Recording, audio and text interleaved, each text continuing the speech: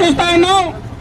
నిన్న పార్లమెంట్ లో జరిగినటువంటి బీజేపీ యొక్క విషపూరిత కుట్రలు ఈ దేశాన్ని ప్రజాస్వామ్యంగా లౌకికవాదంగా మత సామరస్యంగా పెట్టి ఈ రోజున ప్రజలందరూ కూడా ఒకే దీని మీద ఉన్నటువంటి ఏర్పాటు చేసిందే కాంగ్రెస్ పార్టీ.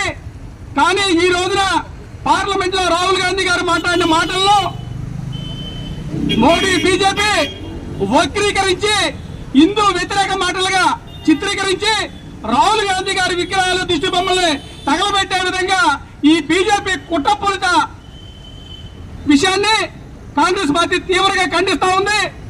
ఈ రోజున సర్వమత సమ్మేళనం లౌకికవాద ప్రజాస్వామ్యాన్ని తీసుకొచ్చింది కాంగ్రెస్. ఇలాంటి కాంగ్రెస్ మాటల్ని రాహుల్ గాంధీ గారి మాటల్ని